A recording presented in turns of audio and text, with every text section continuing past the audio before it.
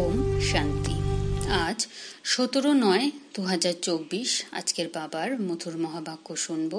বা বলেছেন, মিষ্টি বাচ্চারা, এই রহস্য সবাইকে শোনাও যে আবু হলো সবচেয়ে বড় তীর্থ। স্বয়ং ভগবান এখানে সকলের সদ্গতি করেছেন। প্রশ্ন জিজ্ঞেস করেছেন বাবা আজকে, কোন একটি কথা মানুষ যদি বুঝে যায় তাহলে এখানে ভিড় লেগে যাবে। উত্তরে বলেছেন, মুখ্য কথাটি যদি বুঝে নেয় যে বাবা রাজযোগের শিক্ষা দিয়েছিলেন, তিনি এখন আবার শেখাচ্ছেন, তিনি সর্বব্যাপী নন। বাবা এই সময় আবুতে এসে বিশ্বে শান্তি স্থাপন করছেন। তারই জড় স্মৃতিচিহ্ন হল দেলওয়ারা মন্দির। আদিদেব এখানে চৈতন্য অবস্থায় বসে আছেন। এটি হলো চৈতন্য দেলওয়ারা মন্দির। এই কথা বুঝে নিলে আবুর মহিমা বেড়ে যাবে আর এখানে ভিড় লেগে যাবে। আবুর নাম খ্যাতি অর্জন করলে এখানে অনেকে আসবে। ওম শান্তি। বাচ্চাদের যোগ শিখিয়েছেন। অন্য সব জায়গায় নিজে নিজেই শেখে। শেখানোর জন্য কোনো পিতা থাকেন না, একে অপরকে শেখায়। এখানে তো বাবা বসে শেখান বাচ্চাদেরকে। রাত দিনের তফাৎ আছে। সেখানে তো আত্মীয় স্বজন সবার স্মৃতি থাকে। এত স্মরণ করতে পারে না, তাই দেহি অভিমানী হওয়া কঠিন হয়ে যায়। এখানে তো তোমাদের দেহি অভিমানী খুব দ্রুত বেগে হওয়া উচিত। কিন্তু অনেকে আছে যাদের কিছুই জ্ঞান নেই। শিব বাবা আমাদের সার্ভিস করছেন, আমাদের বলেন নিজেকে আত্মা নিশ্চয় করে বাবাকে স্মরণ করো। যে পিতা এনার অর্থাৎ ব্রহ্মা বাবার মধ্যে বিরাজমান আছেন, এখানে বসে আছেন, তাকেই স্মরণ করতে হয়। অনেক বাচ্চারা আছে যাদের এই নিশ্চয় নেই যে শিব বাবা ব্রহ্মা দেহে দ্বারা আমাদের শেখাচ্ছেন। যেমন অন্যরা বলে আমরা কিভাবে বিশ্বাস করব, তেমন এখানেও অনেকে আছে। যদি সম্পূর্ণ নিশ্চয় থাকে তাহলে তো খুব ভালোবেসে বাবাকে স্মরণ করতে করতে নিজেকে শক্তিশালী করবে, অনেক সার্ভিস করবে। কারণ সম্পূর্ণ বিশ্বকে পবিত্র করতে হবে, তাই না? যোগেও কম তো জ্ঞানেও কম আছে। শোনে তো সবই, কিন্তু ধারণ হয় না। ধারণ হয়ে থাকলে তো অন্যদেরও ধারণ করাতে পারবে। বাবা বুঝিয়েছিলেন, তারা কনফারেন্স ইত্যাদি করে বিশ্বের শান্তির জন্য। কিন্তু বিশ্বের শান্তি কবে ছিল, কি রূপ ছিল, সেসব কিছুই জানা নেই। শান্তি কিরূপ ছিল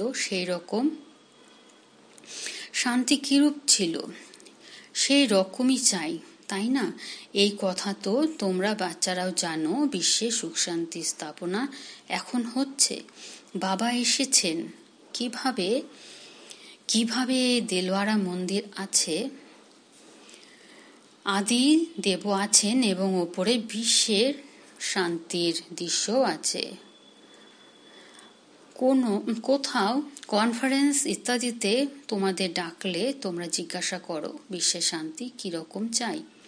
এই লক্ষ্মীনারায়ণের রাজ্যে বিশ্বের শান্তি ছিল। দেলওয়ারা মন্দিরে পূর্ণ স্মারক চিহ্ন আছে।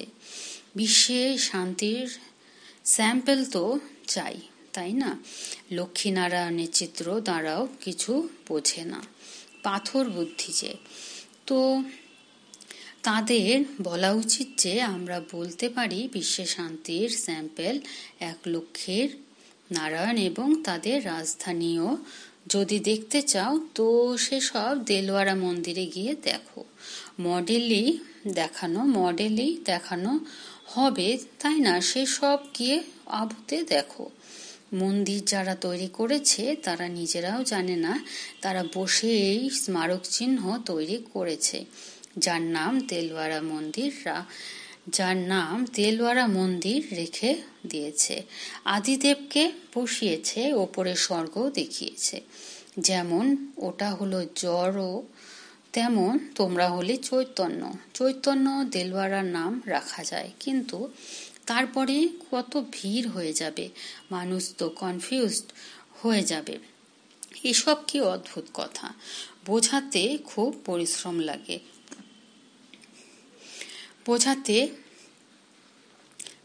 পরিশ্রম লাগে, অনেক বাচ্চারাও বোঝে না, যদিও এখানে কাছে বসে আছে কিন্তু কিছুই বোঝে না। প্রদর্শনী ইত্যাদিতে অনেক প্রকারের মানুষ আসে, অনেক মত পন্থ আছে, বৈষ্ণব ধর্মের মানুষও আছে।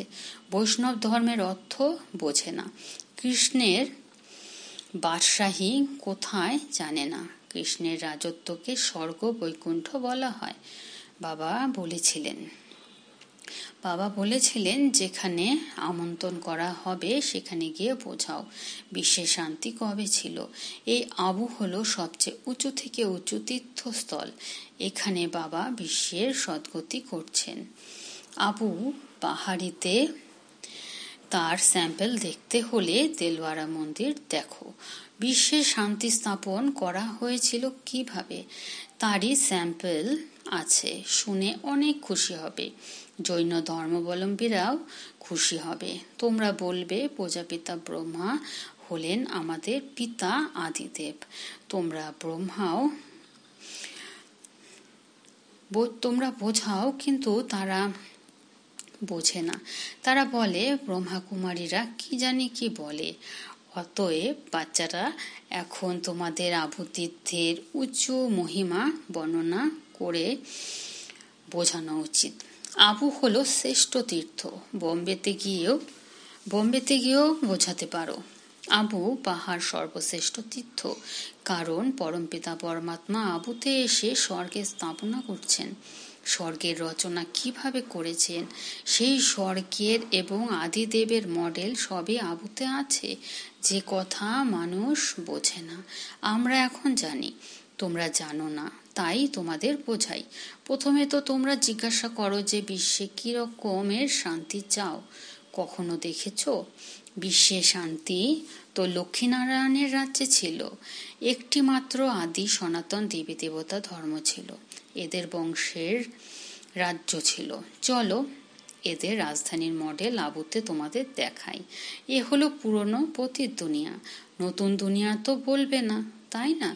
নতুন দুনিয়ার মডেল তো এখানে আছে, নতুন দুনিয়া এখন স্থাপন হচ্ছে। তোমরা জানো তবেই বলো। সবাই জানে না, না বলে আর না বুঝতে পারে। এ কথা খুব সহজ। ওপরে স্বর্গের রাজধানী আছে, নিচে আদিদেব বসে আছেন, যাকে অ্যাডামও বলা হয়। উনি হলেন গ্রেট গ্রেট গ্র্যান্ডফাদার। তোমরা এমন মহিমা বর্ণনা করলে শুনে তারা খুশি হবে। কথাটি যথার্থভাবে সঠিক বলো। তোমরা কৃষ্ণের মহিমা গান করো, কিন্তু তোমরা তো কিছুই জানো না। কৃষ্ণ তো হলেন বৈকুণ্ঠের মহারাজা, বিশ্বের মালিক ছিলেন। তোমরা সেই মডেল দেখতে চাও তো চলো আবুতে তোমাদের বৈকুণ্ঠের মডেল দেখাবো। কিভাবে পুরুষোত্তম সঙ্গম যুগে রাজযোগে শিক্ষাপ্রাপ্ত করে বিশ্বের মালিক হই, সেই মডেল দেখাবো। সঙ্গম যুগের তপস্যাও দেখাবো। প্র্যাকটিক্যালি যা কিছু হয়েছিল তারই স্মরণিকা দেখাবো।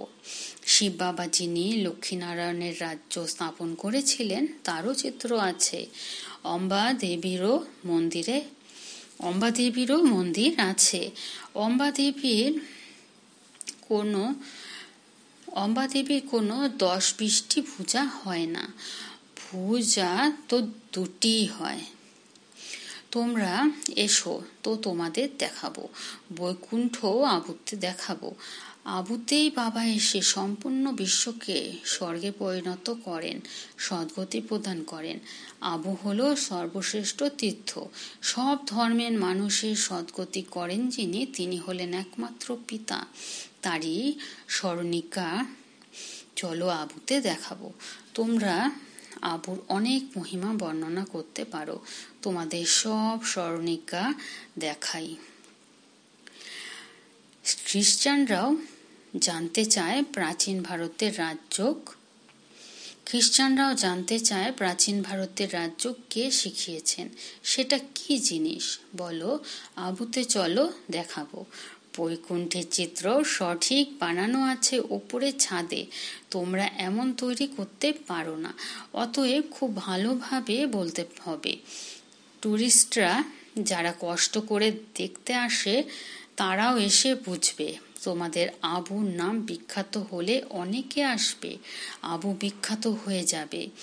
যখন কেউ জিজ্ঞাসা করে যে বিশ্বের শান্তি হবে কিভাবে, সম্মেলন ইত্যাদিতে নিমন্ত্রণ দিলে জিজ্ঞাসা করা উচিত, বিশ্বে শান্তি কবে ছিল? সে কথা কি জানো? বিশ্বে শান্তি কিভাবে ছিল চলো আমরা বোঝাই। মডেল ইত্যাদি সব দেখাই। এমন মডেল অন্য কোথাও নেই। আবু হলো একমাত্র উঁচু থেকে উঁচু তীর্থ, যেখানে বাবা এসে বিশ্বে শান্তি স্থাপন করেন, সকলের সদ্গতি করেন। এই সব কথা কেউ জানে না। তোমাদের মধ্যেও নম্বর অনুযায়ী আছে। যতই মহারথী মিউজিয়ামের সংরক্ষক হোক, কিন্তু ঠিক মতো কাউকে বোঝাতে পারছে কি না সেসব তো বাবা লক্ষ্য তো করেন, তাই না? বাবা সবই বোঝেন, যে যেখানে আছে সবাইকে বোঝেন। কে কে পুরুষার্থ করে, কি পদ মর্যাদা প্রাপ্ত করবে। এই সময় যদি মৃত্যু হয় তবে কিছুই পদ পাবে না। স্মরণের যাত্রার পরিশ্রম তারা বোঝে না। বাবা রোজ নতুন কথা বোঝান। এমন এমন বুঝিয়ে নিয়ে এসো। এখানে তো স্মরণিকা রয়েছে। বাবা বলেন, আমিও এখানে আছি, আদিদেব এখানে আছেন, বৈকুণ্ঠ এখানে আছে। আবুর বিরাট মহিমা হয়ে যাবে। আবু না জানি কি হয়ে যাবে। যেমন দেখো, কুরুক্ষেত্রকে ভালো করে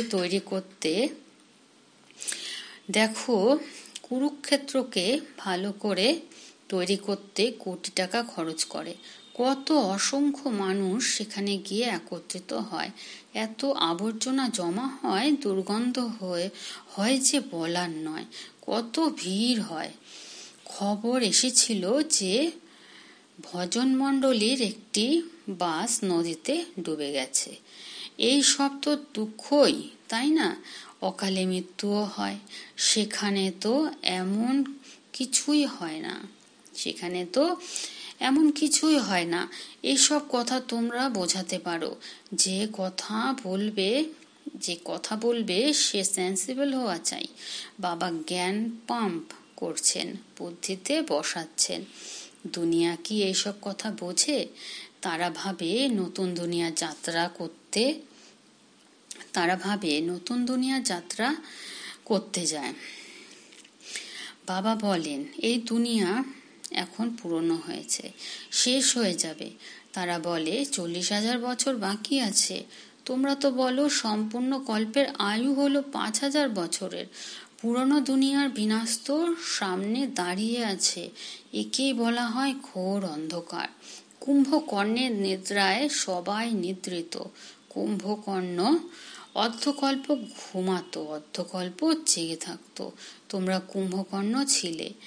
এই খেলাটি খুবই ওয়ান্ডারফুল। এই সব কথা সবাই কি আর বুঝবে? অনেকে তো এমনি ভাবের বশে চলে আসে। শোনে যে সবাই যাচ্ছে তো চলে আসে। তাদেরকে বলা হয় আমরা শিব বাবার কাছে যাই। শিব বাবা স্বর্গে স্থাপনা করছেন। অসীম জগতের পিতাকে স্মরণ করলে অসীমের উত্তরাধিকার প্রাপ্ত হয়। ব্যাস। এখন তারাও বলে, শিব বাবা, আমরা আপনার সন্তান, আপনার কাছে উত্তরাধিকার অবশ্যই প্রাপ্ত করব। ব্যাস, তাহলেই ভবসাগর পার। ভাবের মূল্য তো প্রাপ্তই হবেই। ভক্তিমার্গে থাকে অল্পকালের সুখ। এখানে তোমরা বাচ্চারা জানো, অসীম জগতের পিতার কাছ থেকে অসীম জাগতিক উত্তরাধিকার প্রাপ্ত হয়। সেটা হলো ভাব, এর ভক্তির মূল্য প্রাপ্তি। সেটা হলো ভাবের অর্থাৎ ভক্তির মূল্য প্রাপ্তি, অল্পকালের সুখের প্রাপ্তি। এখানে তোমরা 21 জন্মের জন্য ভাবের মূল্য প্রাপ্ত করো, যদিও সাক্ষাৎকার ইত্যাদিতে কিছুই নেই। কেউ বলে সাক্ষাৎকার হোক। তখন বাবা বোঝেন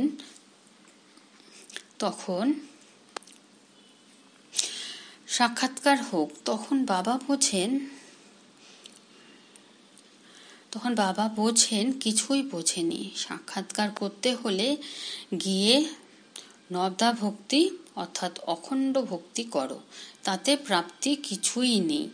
ওই সব করে পরের জন্মে কিছু ভালো প্রাপ্তি হবে, তাতে প্রাপ্তি কিছুই নেই। ওই সব করে পরের জন্মে কিছু ভালো প্রাপ্তি হবে, সৎ ভক্ত হলে ভালো জন্ম লাভ করবে। এইভাবে তো কথাই আলাদা, এখানে তো কথাই আলাদা। এই পুরনো দুনিয়ার পরিবর্তন হচ্ছে।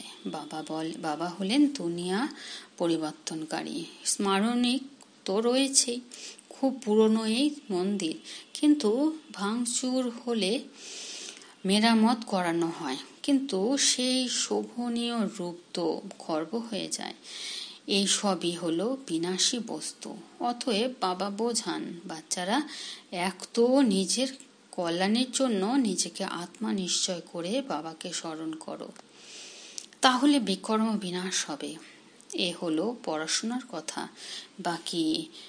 বাকি এই যে মথুরায় বৃন্দাবন, কুঞ্জগলি ইত্যাদি বসে বানিয়েছে, সেসব কিছুই নয়, গোপীদের খেলাও নয়। এই সব বোঝাতে পরিশ্রম করতে হয়। একটি পয়েন্ট ভালো করে বসে বোঝাও।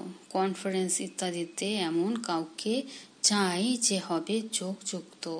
তলোয়ারের ধার না থাকলে কারো তীর লাগবে না। তখন বাবাও বলেন, এখন দেরি আছে। এখন বিশ্বাস করে নিলে যে পরমাত্মা সর্বব্যাপী নয়, তাহলেই ভিড় লেগে যাবে, কিন্তু এখন সময় নয়।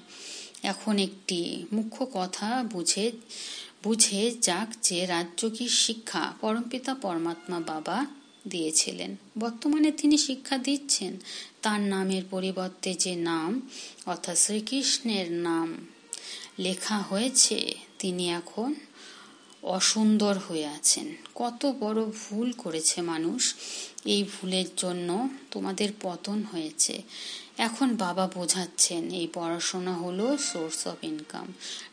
স্বয়ং ভগবান পিতা মানুষকে দেবতায় পরিণত করতে পড়াতে আসেন। এতে পবিত্র অবশ্যই হতে হবে, দৈবী গুণ ধারণ করতে হবে। নম্বর অনুযায়ী তো আছেই। যে সব সেন্টারগুলি আছে সে সবই হলো নম্বর অনুসারে। এই রূপ সম্পূর্ণ রাজধানী স্থাপন হচ্ছে। মাসির বাড়ি যাওয়ার মতো সহজ ব্যাপার নাকি? বলো স্বর্গ বলা হয় সত্যযুগকে, কিন্তু রাজত্ব কিভাবে চলে? দেবতাদের দলকে দেখতে হলে চলো আবুতে। অন্য কোনো স্থান নেই যেখানে এমন ছাদের নিচে রাজত্ব দেখতে পাবে। যদিও আজমেরে স্বর্গের মডেল আছে, কিন্তু সেটি অন্য কথা।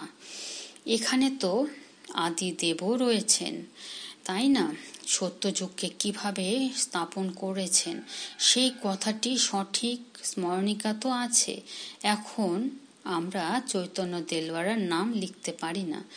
যখন মানুষ নিজেরাই বুঝবে তখন তারা বলবে তোমরা লেখো। এখন নয়। এখন তো সামান্য কথাও কি পরিণাম ধারণ করে, ক্রোধ করে, দেহ অভিমানে আছে কিনা? বাচ্চারা, তোমাদের ছাড়া দেহি অভিমানিত কেউ হতে পারে না। পুরুষার্থ করতে হবে, এমন নয় যে ভাগ্যে আছে হবে। পুরুষার্থী এমন বলবে না, তারা তো পুরুষার্থ করে তারপরে যখন ফেল হয় তখন বলে যা ভাগ্যে ছিল। আচ্ছা, মিষ্টি মিষ্টি হারানিধি বাচ্চাদের প্রতি মাতা পিতা বাপ দাদার স্মরণে স্নেহ সুমন আর সুপ্রভাত। আত্মাদের পিতা তার আত্মারূপী বাচ্চাদেরকে জানাচ্ছেন নমস্কার, আর আমরা আত্মারূপী বাচ্চারা আমাদের আত্মিক মাতা পিতা বাপ দাদাকে জানাচ্ছি আমাদের স্মরণে স্নেহ সুমন সুপ্রভাত আর নমস্কার। ধারণার জন্য মুখ্য সার: 1. দেহি অভিমানী হওয়ার জন্য সম্পূর্ণ পুরুষার্থ করতে হবে। এমন কখনো ভাববে না যে ভাগ্যে যা আছে হবে। সেন্সিবল হতে হবে। 2. জ্ঞান শুনে সেই সব স্বরূপে আনতে হবে। স্মরণের শক্তি ধারণ করে অন্যদের সেবা করতে হবে। স্মরণের শক্তি ধারণ করে অন্যদের সেবা করতে হবে। সবাইকে আবু মহান তীর্থের মহিমা শোনাতে হবে। আজকের বরদান দিয়েছেন বাবা: এক বাবা শব্দের স্মৃতিতে থেকে স্মরণ আর সেবাতে তৎপর থাকা সত্যিকারের যোগী, সত্যিকারের সেবাধারী ভব। বিস্তারে বলেছেন, বাচ্চারা তোমরা মুখে বা মনে মনে অসংখ্যবার বাবা শব্দ বলে থাকো। বাচ্চা হয়েছ তো বাবা শব্দ স্মরণে আসা বা চিন্তা করাই হলো যোগ। আর মুখ থেকে বারবার বলা যে বাবা এটা বলে থাকেন, বাবা এটা বলেছেন, এটাই হলো সেবা।